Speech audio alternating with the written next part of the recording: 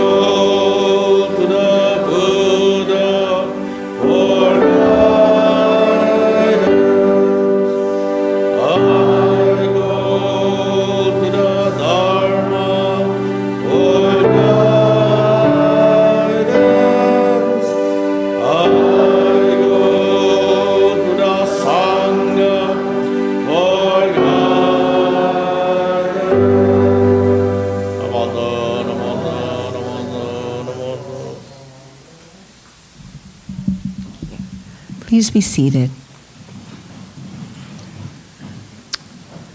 Reverend Kalu will chant the Sambujo on page 9 in the red Jodo Shinshu service book.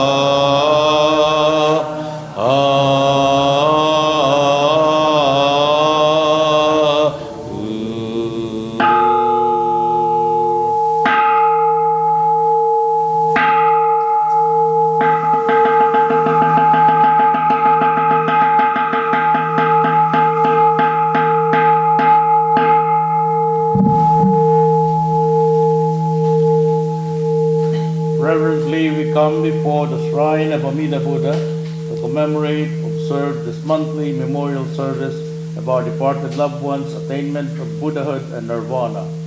As we chant the sacred words of the Buddha, let us meditate on the virtues of those who have preceded us to the pure land of peace and tranquility, and gratefully receive their last Dharma lesson on impermanence. May we fully awaken to the infinite compassion and wisdom of our beloved spiritual parent, Amida Buddha. Namo Kiye Butsu, I take refuge in the Buddha. Namo Kiye Ho, I take refuge in the Dharma. Namo Kiye So, I take refuge in the Sangha. Namo Amida Butsu, Namo Amida Butsu, Namo Amida Butsu.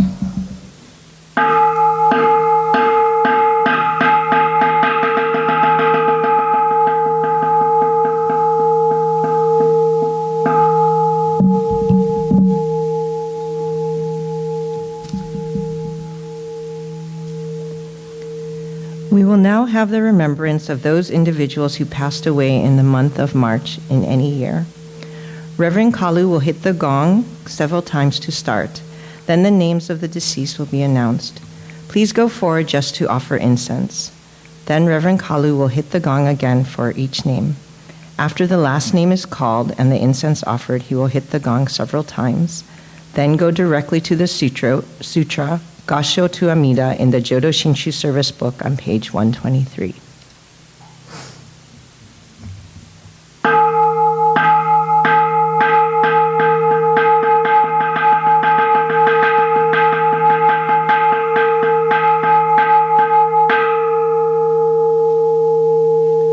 Masao Asada and Taichi Nishita.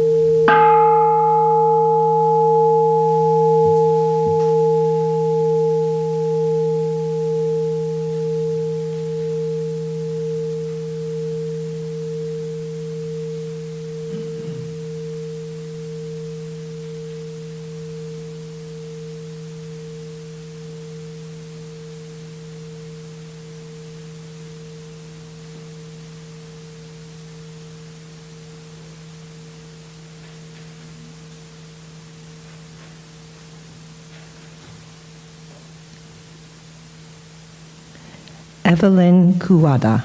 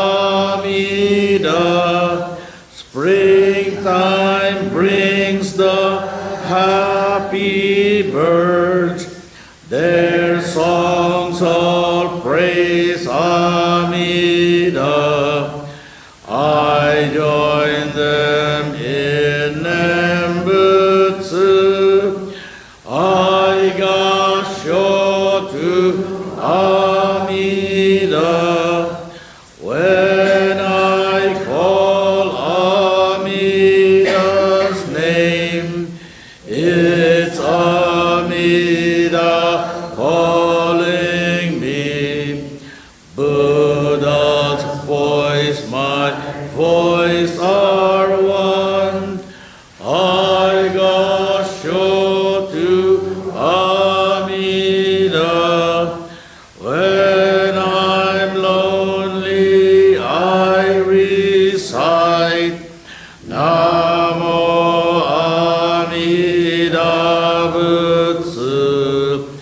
Then I feel great compassion. I Gassho To Amida, Nembutsu in work and play, every day with Amida, every moment filled with light. I Gassho To Amida, remember the golden chain, kindness to all living things. I will follow this teaching. I Gassho To Amida, in the clear bright morning sun, in the fading light of day, in the darkness of the night, I Gassho To Amida, Namo Amida Butsu. I live in great compassion. This great power guides my life. I Gassho To Amida.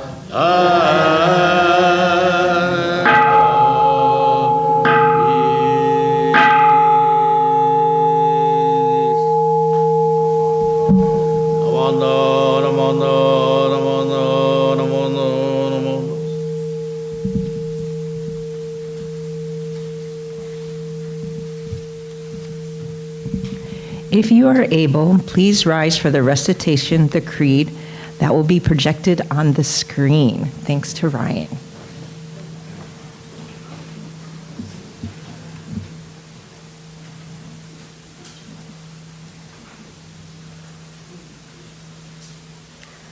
Namo Amida Butsu. Entrust yourself to me. I will liberate you just as you are. This is the calling voice of Amida. My blind passions are embraced in the Buddha's awakening. So the Buddha calls to me, I will liberate you just as you are. Gratefully responding to the Buddha's call, I find that I am already on the path that leads to the Pure Land, and the Nembutsu flows freely from my thankful heart.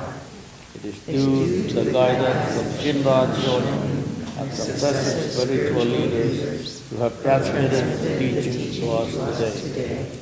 Living with the Dharma as my guide softens my rigid heart and mind.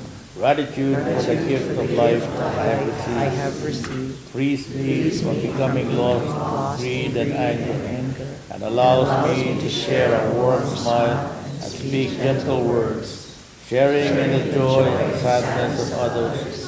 I shall strive to live each day to its fullest. Namo Amida Butsu, Namo Amida Butsu, Namo Amida Butsu.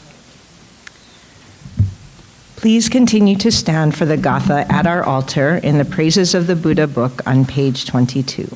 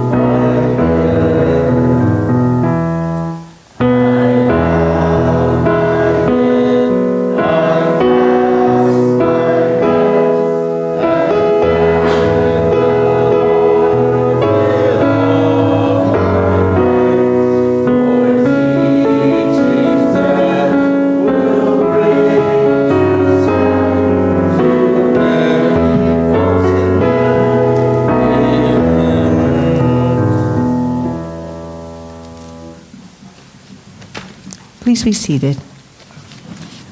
Our speaker today is our own Reverend Soul Kalu.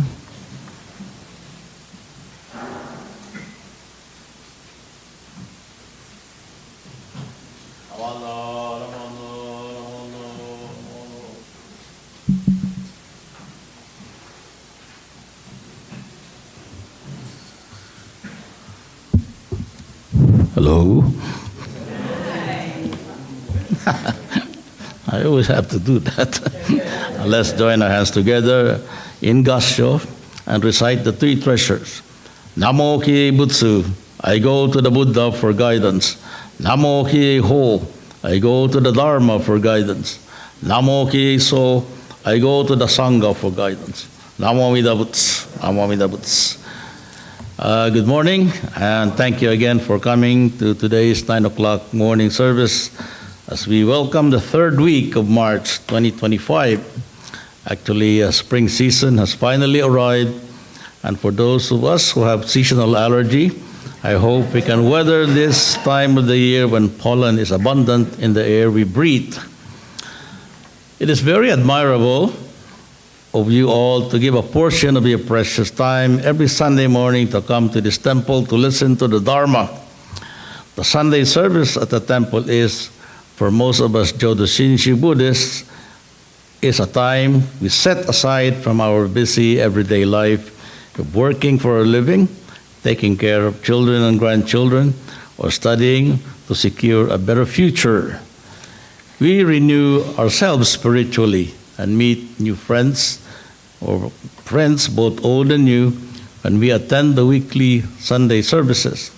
So over tea and refreshments, after the service, we talk story, share whatever interesting things that happened in our lives during the past week, and very important, discuss the teachings among our friends and fellow Nembutsu followers. The importance of attending the Sunday services to listen to the Dharma cannot be overemphasized. The Hongwanji temples here and throughout the whole state endeavors to meet the spiritual needs of Shin Buddhists here in Hawaii through religious services and educational classes.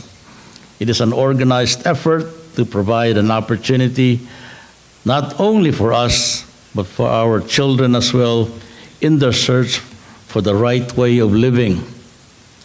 instilling the Buddhist values of compassion, kindness to others, nonviolence, mutual respect and harmony, and gratitude through Dharma school prepares the minds of young children to live life in oneness and appreciation for the many gifts that they receive from their parents and others that nurture and sustain their lives and help promote a more peaceful world in the future.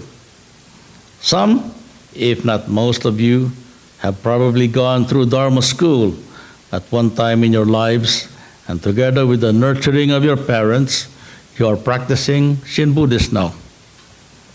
We come to the temple for the Sunday services to hear the teachings and apply them in our daily lives. Although Jodo Shinshu Buddhism is a sect of Japanese Buddhism with its own unique ways of doing rituals, understanding of the Dharma, and propagating, most of us know what general Buddhism is and the basic core teachings of Shakyamuni Buddha, whose birthday we will celebrate with the Hanamatsuri service next month. General Buddhism is the foundation which enables us to understand correctly the teachings specific to our Jodo Shinshu sect of Buddhism. We know what general Buddhism is, but I wonder if we ever thought of what Buddhism is not. After Shakyamuni Buddha, the historical Buddha, passed away, Buddhism evolved into two major branches and several sects and denominations within those major divisions. The two divisions were Theravada, or the old traditional way, and the Mahayana branch of Buddhism. As Buddhism spread to several countries outside of India, elements of local folklore and religious practices specific to each country where Buddhism took root became incorporated into the teachings. This naturally led to confusion and misunderstanding of what Buddhism really is when it reached the predominantly Judeo-Christian Western culture. I have compiled a few of these misunderstandings that people have about Buddhism, some from the internet, some from remarks I heard from my non-Buddhist friends and family, and let's examine some of them one by one. First misunderstanding: Buddhists worship the Buddha like a god. No. The historical Buddha, Siddhartha Gautama, was a human being, not a god. Shakyamuni Buddha was a man, a living, breathing human being. Among the founders of the world's major religions, he was the only one who emphasized this fact, that he was a human being, not a divine one. He attributed all of his attainments to human endeavor, not divine intervention from gods or some other external factors. However, the Buddha did not specifically teach that there are no gods, just that believing in gods was not useful to realizing enlightenment. Now, I want to emphasize here that the gods in Buddhism is not the God with a capital G in Christianity. It's gods with a small letter G, and it specifically refers to other beings outside of the Buddhas, but they are of the superior level. The iconic image of the Buddha and other enlightened beings like Shinran and Renya Shonin that we have here in this temple are objects of devotion and reverence, but not as gods. We revere not the statues or the portraits themselves, but what they represent. We do not worship them like some religions worship their saints or deities. Buddhas and other enlightened beings do not demand worship or order us to follow commandments. That is contrary to their nature, because as enlightened beings or entities, they do not derive any sense of gratification or pleasure when ordinary mortals worship or make offerings to them. Our acts of making offerings and reverence is out of respect and appreciation for the spiritual guidance in leading us to enlightenment. It should not be out of fear. We don't worship out of fear in Buddhism. There is no such thing as the Buddha saying, worship me or I'll throw lightning bolts at you or make your life miserable. That is not the trait of a loving, compassionate, and enlightened being. Amida and the other Buddhas treat us like adults. They just point to us the right way to alleviate the sufferings inherent in our unenlightened state of minds. And it is up to us to follow it or not. Whether bad consequences that come because of our unwholesome actions or decisions to choose the wrong path is entirely of our own making. Amida and the other Buddhas do not administer punishment that is contrary to their nature as beings of enlightenment. Second misunderstanding. Buddhists believe in reincarnation. If one were to define reincarnation as the transmigration of a soul, quote unquote, into a new body after the body dies, then the Buddha did not teach that doctrine. The Hindu word for soul, quote unquote, is Atman. The Buddha taught the concept of Anatman, meaning no soul. The Buddha actually taught that there is no soul to transmigrate. However, there is the Buddhist teaching of rebirth.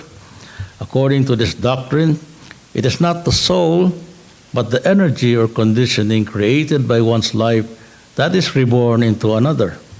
This is called our alaya consciousness, or in Japanese it's called arayashiki. A Theravada scholar named Waipola Rahula wrote, and I quote, "The person who dies here and is reborn elsewhere is neither the same person or another."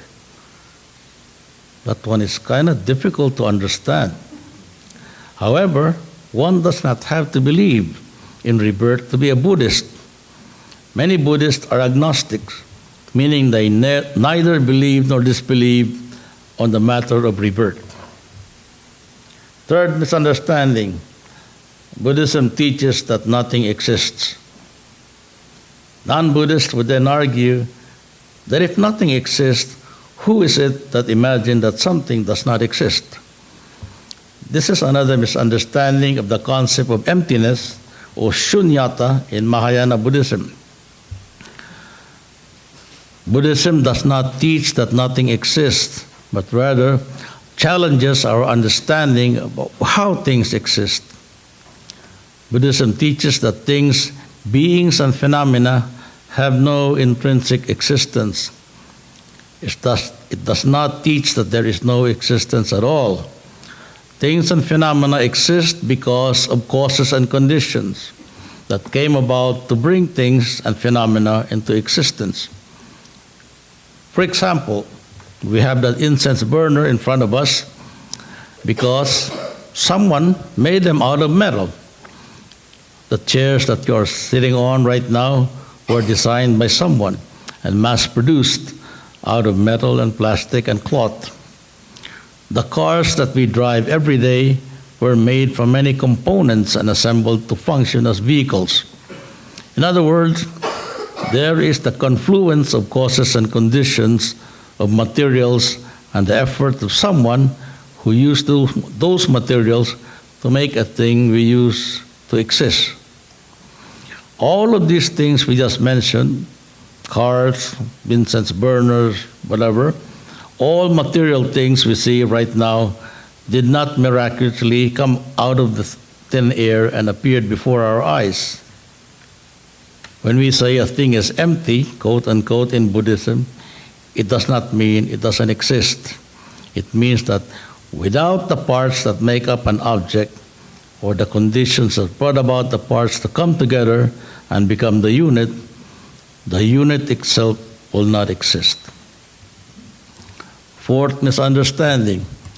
Karma punishes people who deserve it. Karma is not a cosmic system of justice and retribution.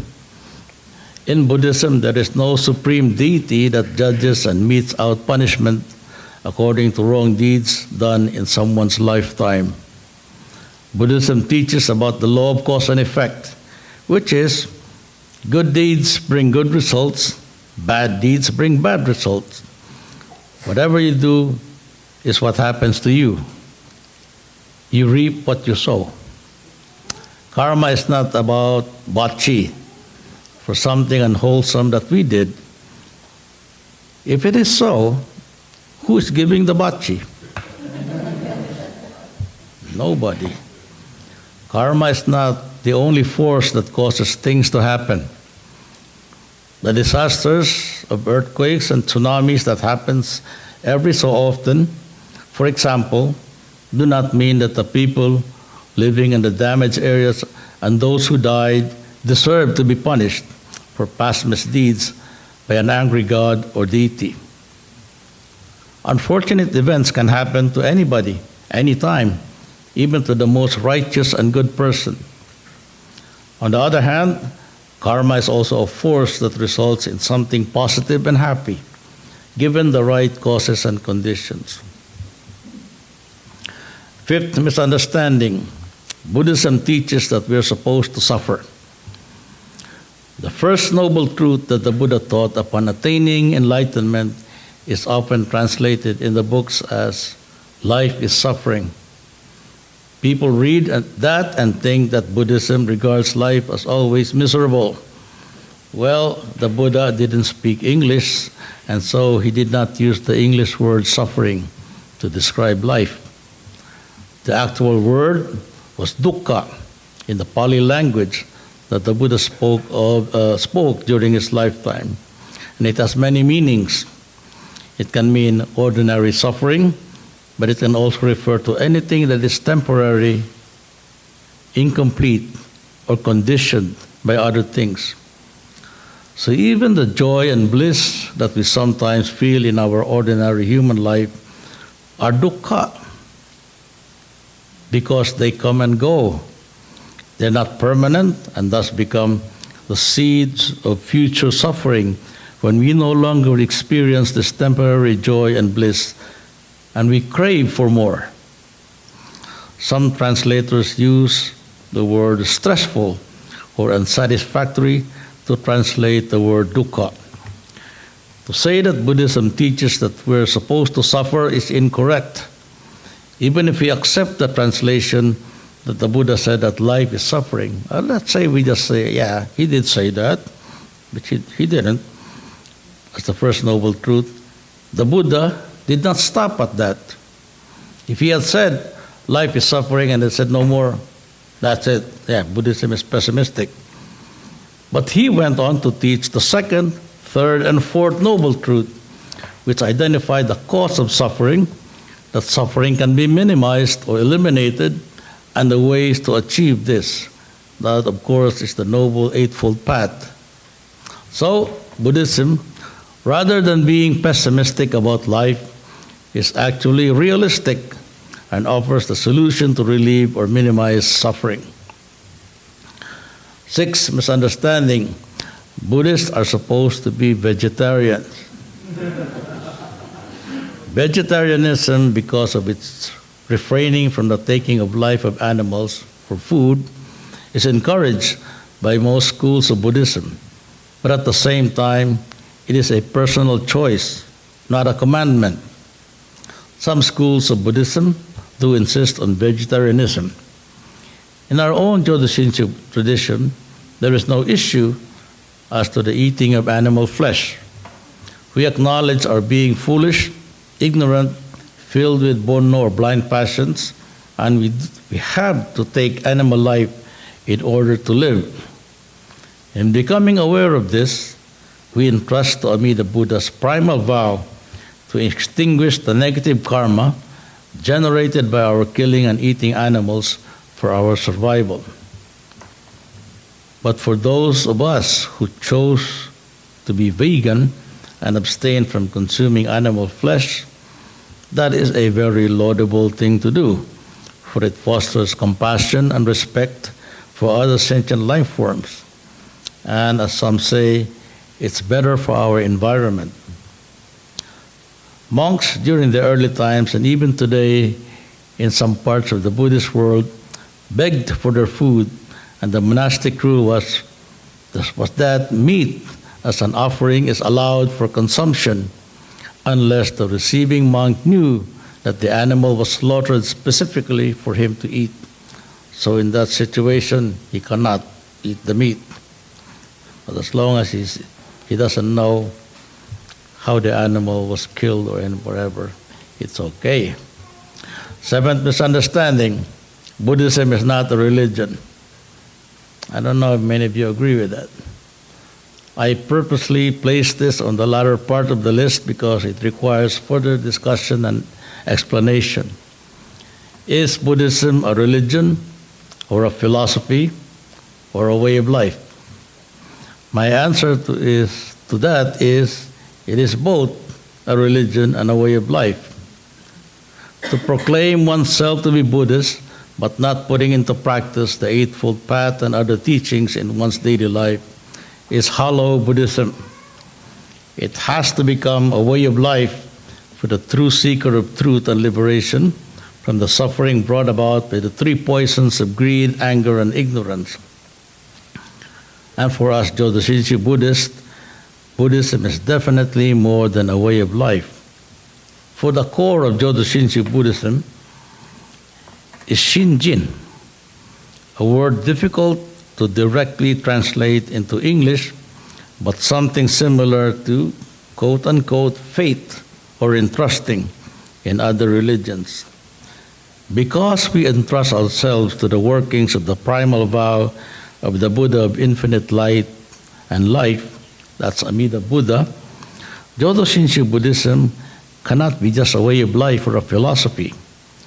Entrusting, hearing the name of the Buddha, and responding to the call by saying the name Namo Amida Butsu is something outside of philosophical thinking. But also, because the essence of Buddhism is emptiness, general Buddhism is whatever one makes it or whatever one wants it to be. The eighth and last and most common misunderstanding of Buddhism, especially Japanese Buddhism, is that it is solely for the purpose of doing funerals and memorial services for dead people. Nothing could be more absurd and untrue than this notion of Buddhism as serving only the needs of those who have passed away. Shakyamuni Buddha, during his time, taught the Dharma to living people, not dead ones. How and why Buddhism became associated mostly with funerals and memorial services, I have no idea. But it is really silly to think that such a profound religion and way of life is to serve the purpose of the non-living. Buddhism teaches about overcoming or relieving the suffering of people in this life. The departed ones have gone on to a spiritual realm beyond the material world. They are no longer suffering, not in a physical sense at least. If Buddhism is meant for dead people, then logically we should conduct our Sunday services at the columbarium, not here in the temple.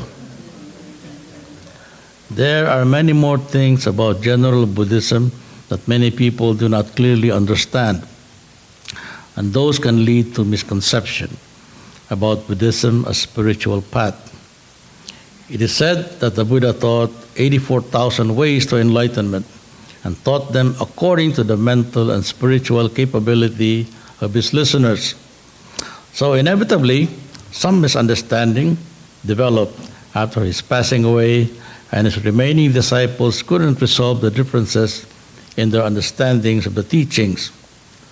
One thing is certain though, not understanding completely the Buddha's teachings does not preclude anyone from being saved by Amida Buddha.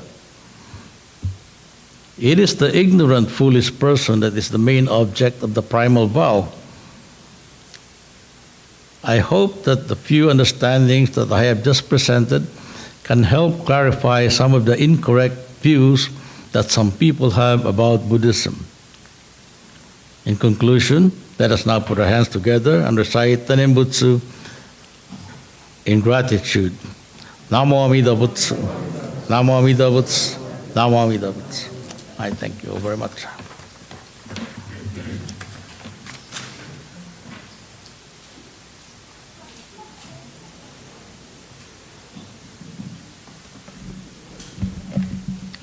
Thank you, Sensei. I think we should make an FAQ little brochure out of today's Dharma Talk. If you are able, please stand for the Gatha golden chain that again will be projected on the screen. And continue to stand for the Nembutsu in the Praises of the Buddha book on page 145.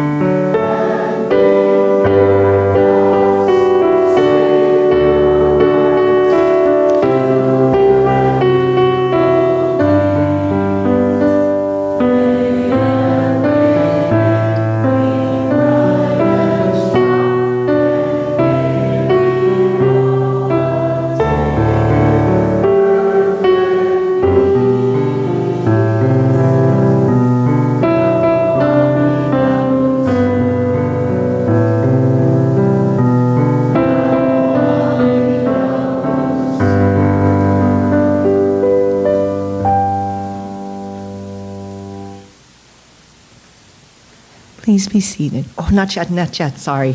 Nembutsu still.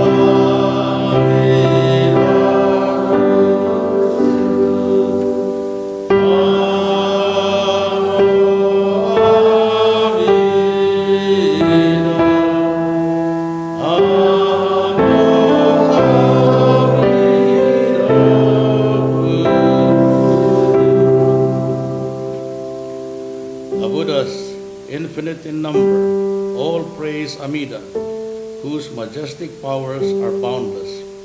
From the eastern Buddha lands, countless as the sands of Ganges, innumerable bodhisattvas go to pay homage. Namo Amida Butsu, Namo Amida Butsu, Namo Amida Butsu, Namo Amida Butsu.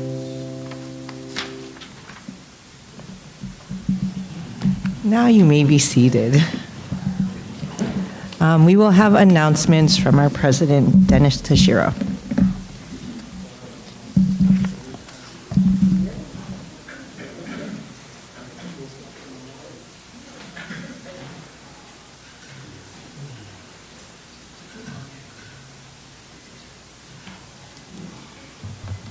Good morning, everyone. Thank you, Reverend Saul, for that very interesting message. Yeah, life is suffering, especially as I got older.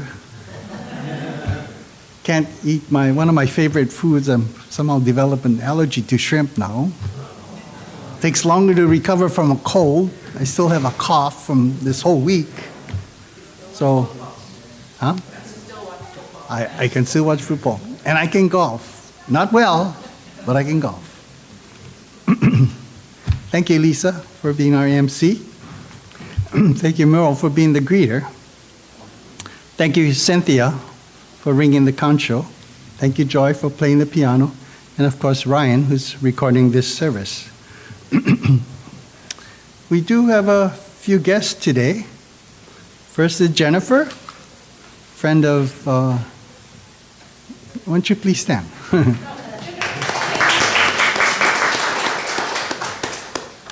Thank you. Then we have Tara and Sunshine. Welcome. And Renee. Originally from Kapaa, Kauai. Did I miss anybody? Oh, well, I guess we'll welcome back Todd. Todd's been here before, but it's son. Okay. There won't be services here for the next 2 Sundays. Next Sunday, March 30, we'll be participating in the Hongwanji Bazaar at the Hawaii Betsu Wing. Please attend the bazaar to support our temple and also the Honolulu District temples. One of the favorite items include the takuang, which we'll be making Tuesday morning at 8 o'clock. So if you're able to slice some daikon and marinate it in the sauce to help, you're welcome to come by. On Sunday, April 6th, the Hawaii Buddhist Council, consisting of 7 Buddhist denominations, will be holding its annual Buddha Day or Hanamatsuri service in observance of the birth of the Buddha at the Hawaii Soto Mission on Nuuanu Avenue. If you're able to, please attend that special service. Then our next service will be on April 13th, and that will be our Buddha Day or Hanamatsuri service. Reverend Saul would lead the service and provide a Dharma message. Now, as part of the observance of Buddha Day, we will be doing a collection of new and gently used children's books to be presented to the baby Buddha. We plan then to donate the collected books to an organization, preferably in the Windward side, that supports children of homeless families. We'll have a collection box set up. I know some of you brought today, so thank you very much, but others, if you could bring on April 13th, that'd be much appreciated. Reminder, as I mentioned last week, the Choral Fest 2025 will happen on September 20 and 21. If you want to share your voices with the group, there's a sign-up sheet in the back. Information will be distributed later. The registration fee, the temple will be taking care of that. Okay, are there any other messages? Food collection. Food bank collection. Oh, continuation of our food drive. That's to benefit the Hawaii Food Bank. Your donation of non-perishable food would be greatly appreciated. We're collecting until the 20th, April 20th. So again, your donations will be greatly appreciated. Anything else? Otherwise, it's time for refreshments. I'm sure there'll be delicious food. Oh, we have one announcement by Reverend Saul.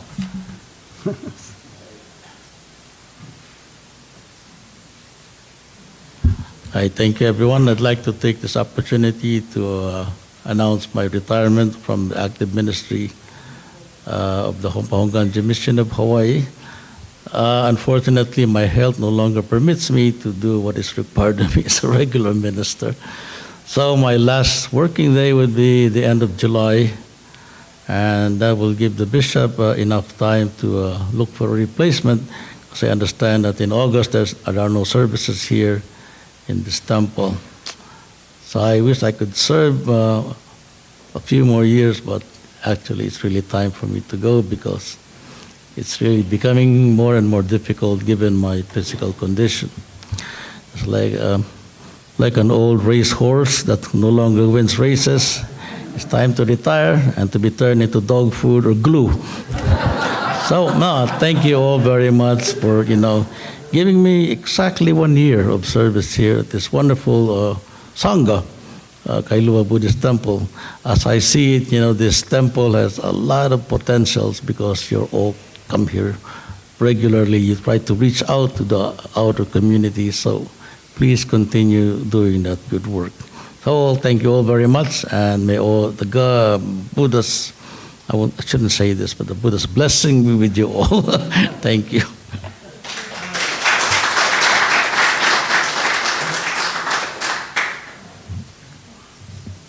Thank you, Reverend Saul.